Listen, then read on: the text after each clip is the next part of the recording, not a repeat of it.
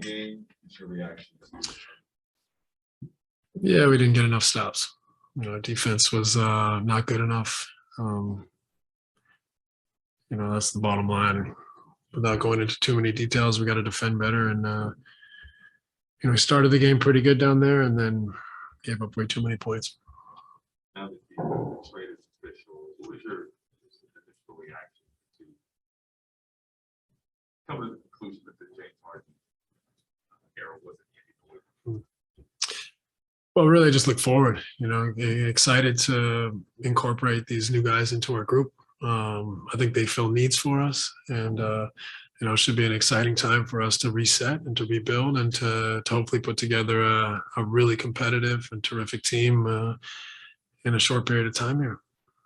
You obviously said Sunday and again this morning you didn't think James was going to get dealt. So what changed? I mean, you'd have to ask Sean. I mean, I wasn't up there with him. I was here focusing on the team.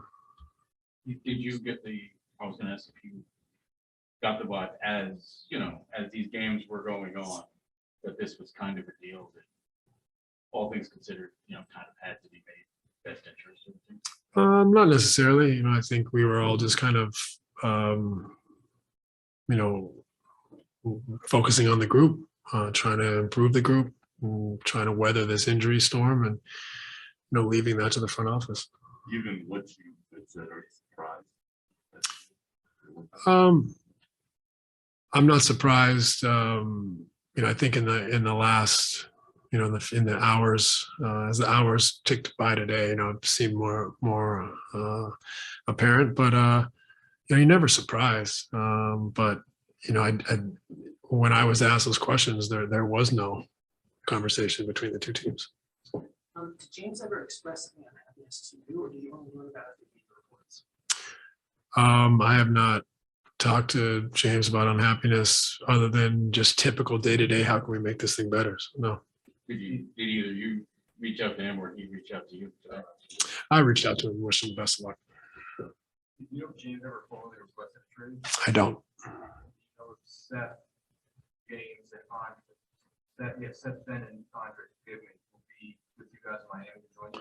I think there's a good chance that Seth and Andre could join us. I'm not sure that they'll play, but they could join us in Miami. I think Ben has a lot more kind of, physical and onboarding stuff to go through since he hasn't played, for a while. So, but hopefully we'll be able to, meet those guys and get them around the guys down in Miami. Steve, I know it's very early, but just looking at the talent that you brought on the floor, particularly Ben Simmons, there's a one generational player and that he can score the ball, he can pass the ball, he's a playmaker. What about just how you use him? Would you use him more as a playmaker, more moving off the elbow, like crazy options there? Yeah, I think we want him to do a lot of things for us. I think that's his gift, is that he's incredibly athletic, defender who is a creative passer, is incredible in transition, and can also, play make out of pick and roll. So as a roller, so I think he can be dynamic for us in a lot of ways. I think he fits our group really well, and I think it's really exciting to take on such a talented player, who's ready to kind of enter the second stage of his career, and hopefully we can help him take a jump. Do you have a pretty different relationship with any of the three? I think Andre was the only one who played against. I've definitely met all three. I probably have been around Ben a few more times than the others, but not a ton of time spent with any of them, and just excited to get to know them and to incorporate them into what we do. What excites you about, you talked about Ben, but Andre and Seth specifically? Yeah. Well, Seth obviously is, turned into a terrific NBA player. He's an elite shooter, catch and shoot off the bounce. He's crafty and he's incredibly efficient. I think Andre, fills a need for us too, as far as he's an elite rebounder, something that we struggle at, and he also is a guy that can roll and get on top of the rim for us as well. So, I think they all bring things to our program that we need and that will help us win. Who does Ben Simmons remind you of?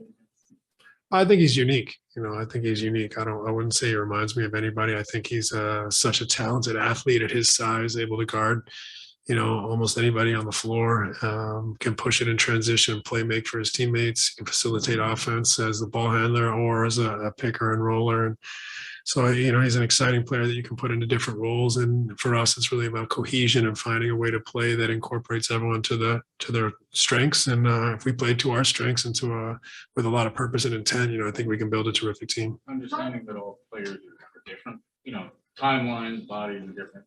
We saw how long Kyrie had to take to kind of ramp up when he was coming back. Do you expect kind of a similar kind of timeline? I have no idea. That's up for performance to evaluate him and see where he's at and what he needs to get ready to play. Going forward with this group, your goal along has been to win the championship. Is that still like an immediate goal? Yeah, I think we always set our sights at that.